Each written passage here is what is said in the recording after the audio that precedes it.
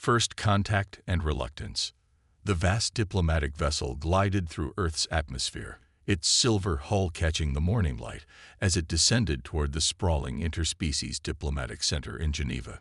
Inside the ship, Science Director Nylara Vex stood at the viewport, her luminescent blue skin pulsing with anxiety as she watched the blue-green planet grow larger.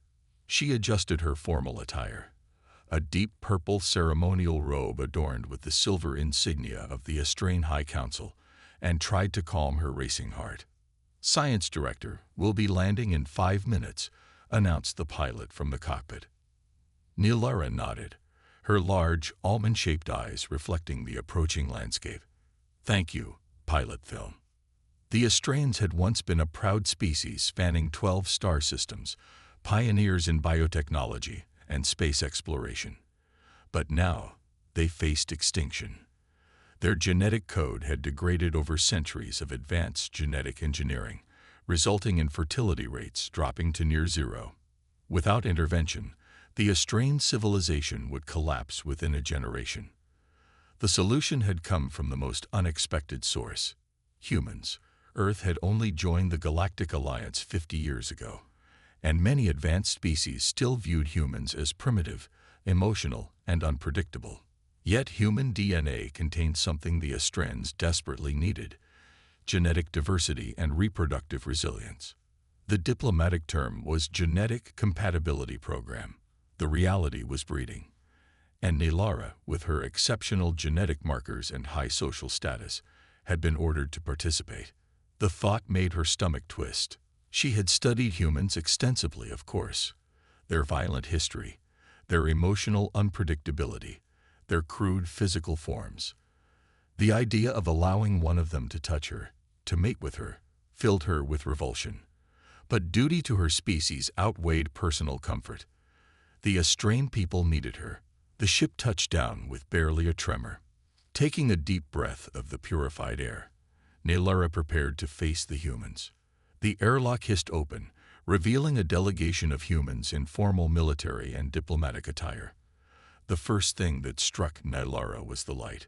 Earth's sun was harsh, even through the filtered glass of the landing bay. The second was the gravity, heavier than the Australian homeworld, making her feel sluggish and vulnerable. A human female with short silver hair stepped forward. "Science Director Nylara Vex, welcome to Earth. I'm Admiral Chen, Director of the Interspecies Diplomatic Center." Nylara performed the formal Australian greeting, touching her forehead and heart in sequence. "The Australian High Council sends its gratitude for Earth's participation in our preservation initiative." Admiral Chen gestured to a tall human male standing at attention beside her. "This is Captain James Harrison. He'll be your liaison during your stay." Captain Harrison has completed extensive training in Australian culture and biology. The human male stepped forward and performed a flawless Australian greeting, surprising Nylara. His movements were precise, respectful. He had deep brown skin and alert green eyes that met hers directly. Most species found the bioluminescent quality of Australian eyes uncomfortable to look at, but he didn't flinch. "Science Director Vex," he said in carefully pronounced Australian language, "I'm honored to serve as your liaison." Nylara blinked in surprise. His accent was rough but understandable. "You speak our language, Captain." "Only the basics," he replied, switching back to Standard Galactic. "I've been studying since receiving this assignment 3 months ago." 3 months of study simply to say a greeting. Nylara felt a flicker of confusion. The briefings had described humans as impatient and self-centered. As they walked toward the main complex, Nylara noticed Captain Harrison subtly adjusting his pace to match hers, compensating for her discomfort with Earth's gravity. A small courtesy, but thoughtful. "The genetic compatibility facilities are in the East Wing," Admiral Chen explained as they entered the main building. "State-of-the-art medical equipment, private accommodations, everything designed for optimal comfort." Nylara tensed at the reminder of why she was here. The scientists had assured her that the process would be clinical and dignified, but the thought of joining with a human made her skin pulse with anxiety. Would it be someone like Captain Harrison? The thought brought no comfort. No matter how polite or well-trained, humans were still unpredictable, emotional creatures. Yet without them, her people would perish. For the sake of Estrella, she would endure. The following morning, Captain Harrison waited outside Nylara's quarters, standing at perfect attention despite the early hour. Her living space had been adjusted to match Astrain atmospheric conditions, with higher oxygen levels and lower gravity. "Good morning, Science Director," he said when she emerged. "I hope you rested well." Nylara studied him, her eyes shifting from blue to violet as they adjusted to the lighting. "The accommodations are adequate, Captain, though your sun is very bright through the windows." "I'll have the tint adjusted," he replied, making a note on his tablet. "Today I'll show you the facility and introduce you to the other Astrain delegates." As they walked through the corridors, Nylara noticed how other humans watched her with curious glances.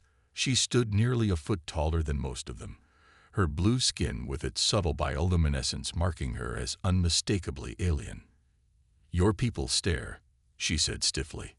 "Many haven't met Astrains before," Harrison replied. "We're still adapting to our place in the galactic community." They entered the main hub of the facility, a large open area where humans and various alien species moved about their duties. Nylara spotted 3 other Astrains across the room and visibly relaxed.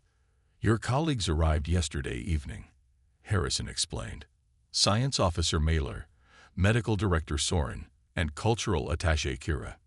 Nylara approached her fellow Astrains, exchanging formal greetings while Harrison stood respectfully to the side, giving them privacy but remaining close enough to assist if needed. "How are your quarters, Director?" asked Medical Director Soren, the oldest of the group with pale, almost white skin. "Suitable," Nylara replied. "The humans seem eager to accommodate our needs." Science Officer Mailer, a younger male with deep indigo coloring, leaned closer.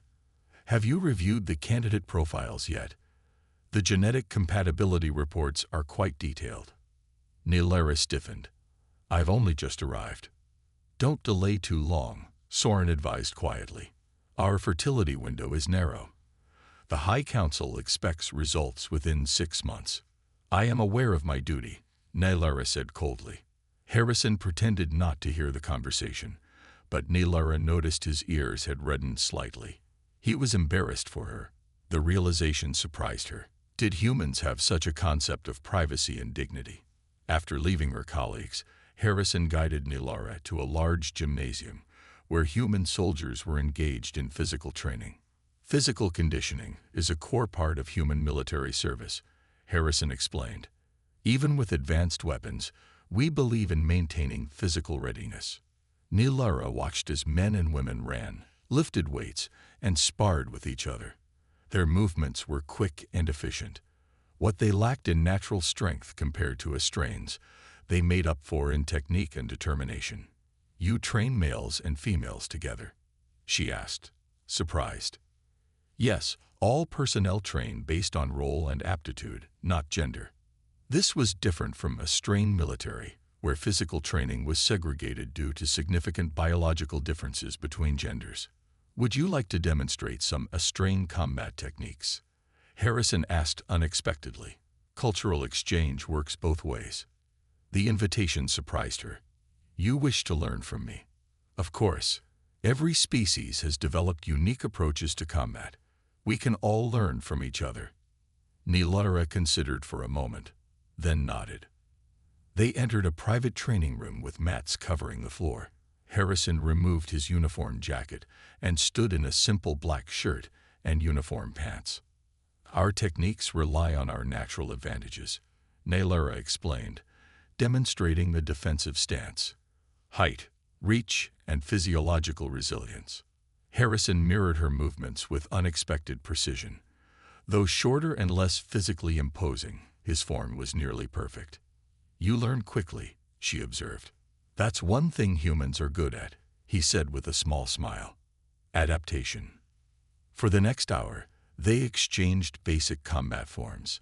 Harrison showed her human martial arts developed over thousands of years. Nylara demonstrated Astrain defensive techniques. When their session ended, Nylara realized something had changed. For the first time since arriving on Earth, she had forgotten to be afraid.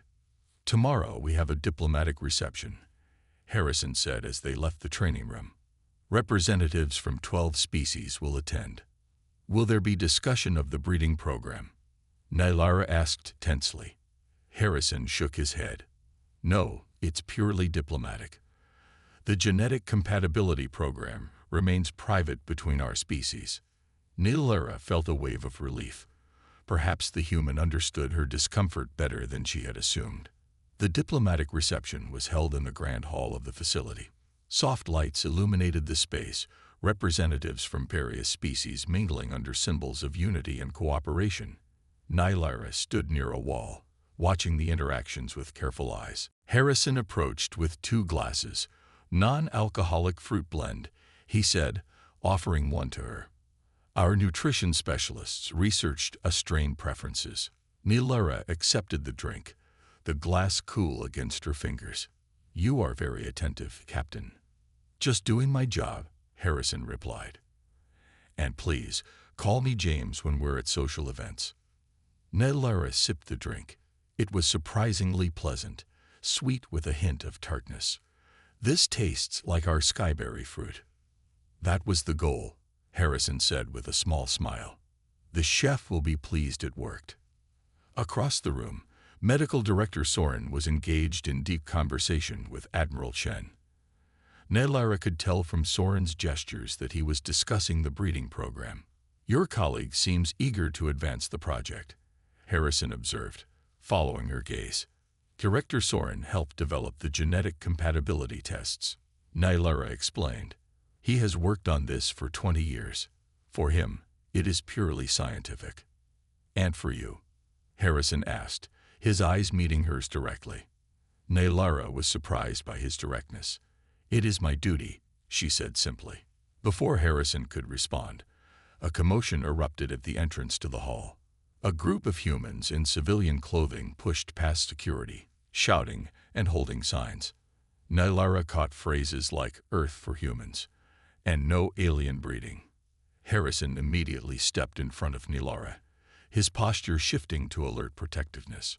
Security personnel moved quickly to intercept the protesters, but one broke through, charging directly toward the Australian delegation. Without hesitation, Harrison moved to intercept the man.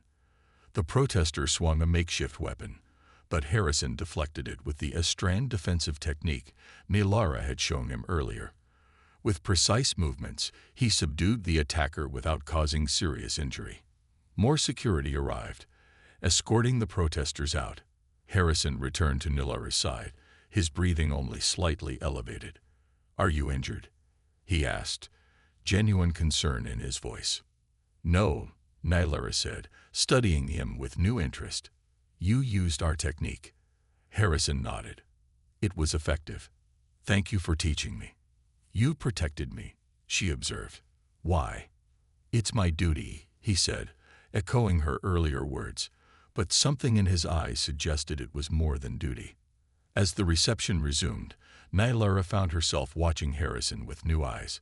He had moved without hesitation to protect her, risking his own safety. It contradicted everything she had been told about humans being self-preserving and unreliable. Perhaps there was more to these humans than she had believed. Perhaps there was more to Captain James Harrison than duty alone. Crisis and connection. 3 days after the diplomatic reception, Nylara sat in her private quarters reviewing genetic compatibility profiles on her datapad. The Australian High Council had sent 15 potential human candidates, all carefully screened for genetic markers that might help restore Australian fertility. She was expected to select one within the week. The scientific data was promising. Human genetic material contained exactly the adaptive resilience the Australian species needed. But as Nylara scrolled through the profiles, she felt only growing unease. These were strangers, aliens with different biology, different values, different ways of thinking. How could she choose one to father an Australian child? A soft chime interrupted her thoughts. Captain Harrison requesting entry. She composed herself and activated the door. "Science Director," he said formally, "I apologize for the interruption. Admiral Chen has called an emergency meeting with all delegation heads." Something in his tone made Nilara tense. "What's happened?" "There's been a threat," Harrison said, his expression grave. "Anti-alien extremists have targeted the center. Security has been increased, but the Admiral wants to brief everyone personally." Nilara rose, setting aside the datapad. "Lead the way, Captain." As they walked briskly through the corridors, she noticed the increased security presence. Armed personnel at every junction, ID checks at security doors. Harrison kept close to her side, his alertness evident in his posture. "These extremists," Nilara said, "they were like the protesters at the reception." "Similar ideology, but more dangerous," Harrison replied. "The group that's claimed responsibility calls themselves Pure Earth. They believe any genetic exchange with alien species will contaminate humanity." Many Australians shared similar concerns when we first joined the Galactic Alliance, Nilara admitted. "Fear of difference seems universal." Harrison glanced at her, surprised by her understanding. "It's a small minority, but they're vocal and increasingly violent." They reached the secure conference room where Admiral Chen and representatives from 7 species had gathered. The atmosphere was tense as they took their seats. "Thank you all for coming," Admiral Chen began. "As you've been informed, we've received credible threats against this facility. While we have no intention of allowing these extremists to disrupt our diplomatic mission, we must take appropriate precautions." She activated a holographic display showing the center's layout with highlighted security measures. "We've increased patrols and implemented additional screening protocols. Your safety is our highest priority." Medical Director Soren spoke up, his pale skin glowing with agitation. "Perhaps we should consider postponing the genetic compatibility program until security can be guaranteed. That would be giving in to terrorism," argued a Rigelian ambassador. "We cannot allow threats to dictate interspecies cooperation." The debate continued, growing heated. Nilara watched Harrison, who stood at attention behind Admiral Chen. His expression remained professional, but she could sense his concern. Suddenly, alarms blared throughout the facility. Red emergency lights flashed as a computerized voice announced, "Security breach in Sector 4. All personnel to emergency stations. This is not a drill." Admiral Chen activated her comm unit. "Report." "Multiple explosions at the perimeter, Admiral," came the tense reply. "Armed intruders have breached the outer security doors. They're heading toward the central hub." "Initiate evacuation protocol," Chen ordered. "Get all diplomatic personnel to the secure bunkers." Harrison immediately moved to Nilara's side. "We need to move, Science Director. The evacuation route is this way." As they left the conference room, chaos erupted in the corridors. Personnel rushed in different directions. Emergency barriers began closing, and the distant sound of weapons fire echoed through the facility. "The other Australians," Nilara said, resisting Harrison's guiding hand. "We must find them. They'll be directed to the same evacuation point." Harrison assured her, "Our priority is getting you to safety." They turned a corner and found their path blocked by a sealed emergency door. Harrison checked his tablet, frowning. "They've initiated section lockdowns. We'll need to find another route." A distant explosion shook the building, followed by the sound of falling debris. Harrison's comm unit crackled. "Captain Harrison, report status," came Admiral Chen's voice. "Eastern corridor blocked, Admiral. Redirecting to secondary evacuation route with Science Director Vex." "Negative, Captain. Intruders have reached that sector. Take the maintenance tunnels to sublevel 2. "Understood, Admiral." Harrison out. He turned to Nilara. "The situation is worse than anticipated. We'll need to take a less direct route." Harrison led her to a service door that opened into a narrow maintenance tunnel. The space was cramped, the lighting dim. Nilara had to duck to avoid pipes running along the ceiling. "Stay close," Harrison said, activating a light on his wrist device. These tunnels run throughout the facility, but they can be confusing.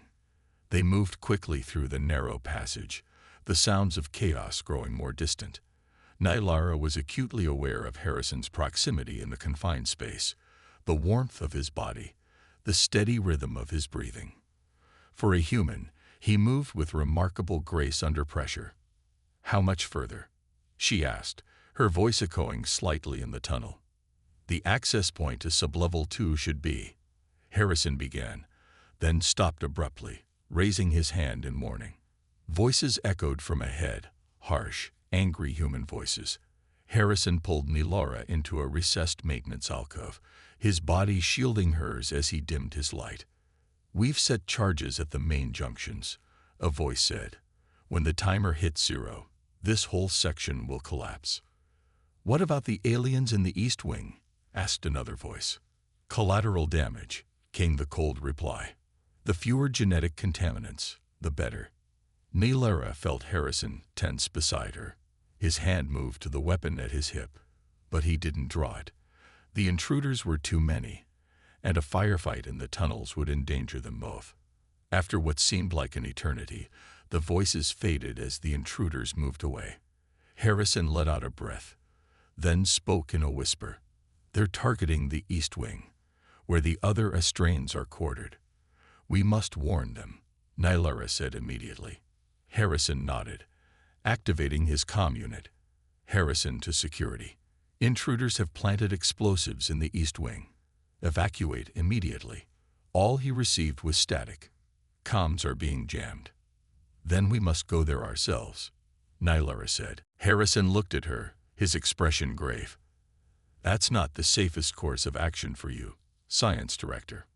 "I will not abandon my people, Captain," she replied firmly.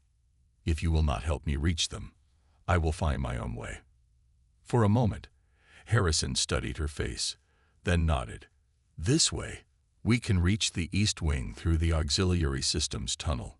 They moved quickly through the maze of maintenance passages, Harrison checking his tablet map at each junction. The sounds of fighting grew louder as they approached the East Wing. "The charges must be located at structural weak points," Harrison said as they ran. "If we can find them, maybe we can disarm them." They reached a junction where the tunnel widened into a maintenance hub. Harrison paused, checking his tablet. "The East Wing residential quarters are directly above us. We need to find the access ladder." Suddenly, the door at the far end of the hub burst open. 3 intruders in black tactical gear rushed in, weapons raised. Harrison pushed Nylara behind a large pipe junction, drawing his sidearm in one fluid motion. "Stay down," he ordered, then fired 3 precise shots. 2 intruders fell immediately. The third ducked behind equipment, returning fire. Energy bolts scorched the walls around them, as Harrison maintained his position, shielding Nylara with his body. In the confined space, the weapons fire was deafening. Nylara watched as Harrison calculated angles, timing his shots with remarkable precision. This was not the polite diplomat she had come to know. This was a warrior, deadly and efficient. The firefight ended abruptly when Harrison rolled to a new position and fired twice in quick succession. The last intruder fell silent. "Are you injured?" Harrison asked, turning to Nylara, his eyes scanning her for wounds. "No," she said, surprised by the steadiness of her own voice. "You fight well, Captain." "Let's keep moving," he replied, reloading his weapon.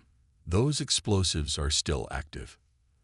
They found the access ladder and climbed to the East Wing residential level. The corridor was filled with smoke, emergency lights flashing through the haze. Alarm klaxons wailed, nearly drowning out the sounds of shouting and running feet. "Medical Director Soren's quarters are this way," Nylara said, pointing down the corridor. They moved carefully through the smoke, checking each room they passed. Most were empty, their occupants already evacuated. When they reached Soren's quarters, they found the door sealed. "Director Soren," Nylara called, activating the door comm. "It's Science Director Vex. We must evacuate immediately." The door slid open, revealing not only Soren, but also the other Austrian delegates huddled inside.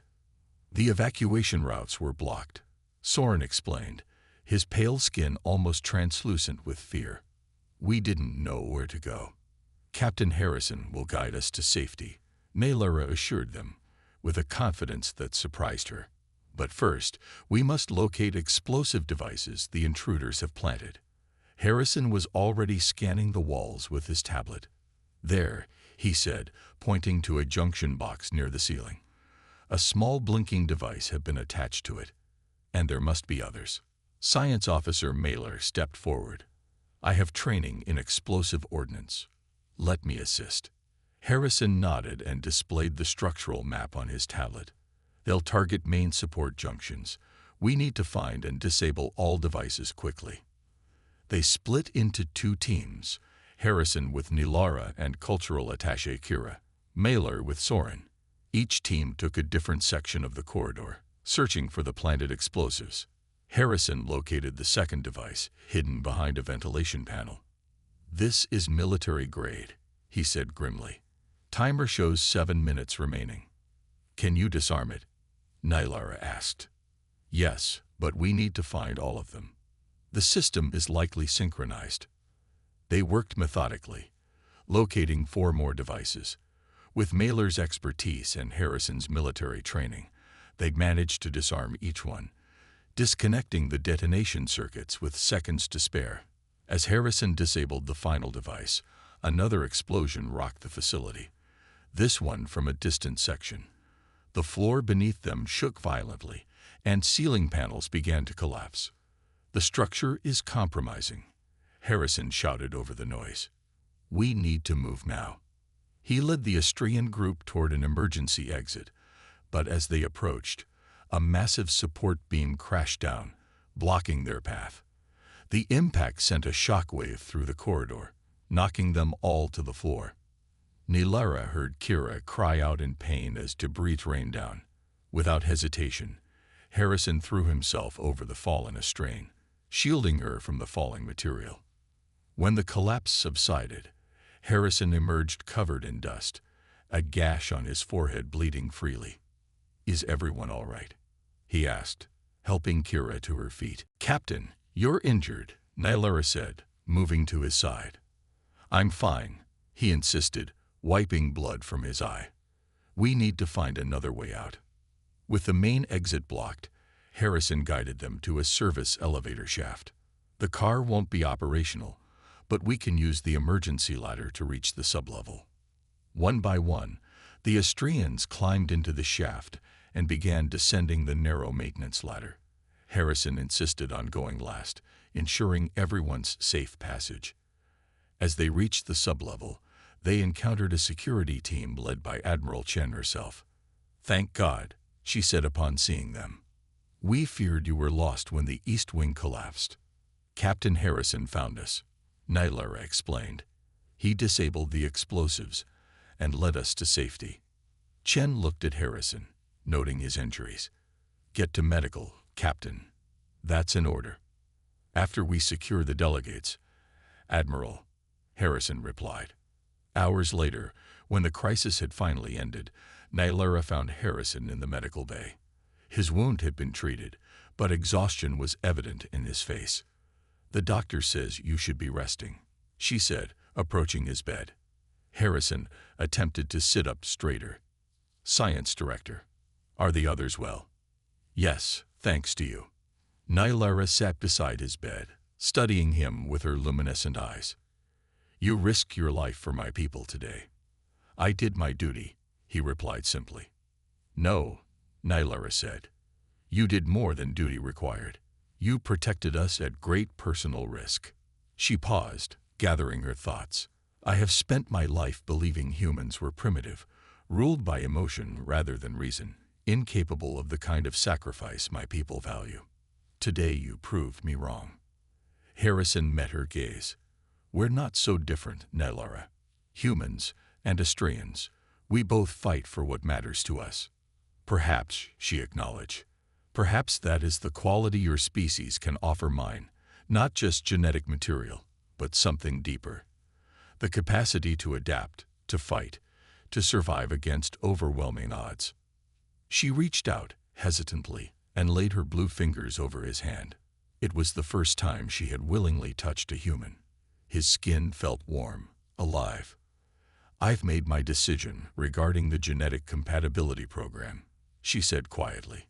Harrison looked at her questioningly.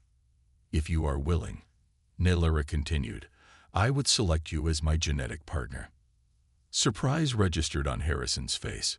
"Science director." "Naylora," she corrected gently. "My name is Naylora." "Naylora," he said, the name sounding different in his human voice. "Are you certain? The program doesn't require personal connection. There are protocols, clinical procedures." "I am certain," she interrupted. "The survival of my species depends not just on genetic material, but on understanding what makes humans strong. I believe I have found that in you, James Harrison." She paused, then added softly, "And perhaps something more." Harrison looked at her for a long moment, then squeezed her hand gently. "I would be honored," he said simply. 6 months later, Naylora stood in the medical chamber of the Astrian diplomatic vessel, watching as the medical scanner displayed the results of her examination. Director Soren stood beside her, his eyes wide with wonder. "It's confirmed," he said, his voice barely above a whisper. "You are carrying a viable embryo, the first successful Astrian human hybrid." Naylora placed her hand on her abdomen, feeling the new sense of purpose. "And the genetic markers?" "Exactly as we hoped," Soren replied, studying the data. "The human adaptive sequences have integrated perfectly with our genetic structure. This child carries the potential to save our species." Through the viewport, Naylora could see Earth shining blue and green in the darkness of space. Somewhere down there, James Harrison was continuing his duties, waiting for her return. She had feared humans once, feared their differences, their unpredictability, their emotions. Now she understood that those very qualities were what made them strong, what made them survivors. And now, those qualities would help her people survive too.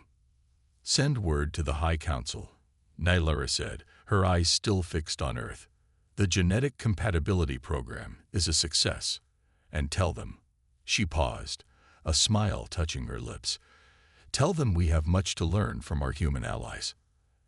As the vessel prepared to depart for Astraea, Naylora received one final transmission from Earth, a simple message from Captain Harrison. "Safe journey. Until we meet again." For the first time since the fertility crisis began, Naylora felt genuine hope for her people's future. A future that would be shaped not just by Astrian wisdom, but by human resilience as well. A future that she and James Harrison had created together.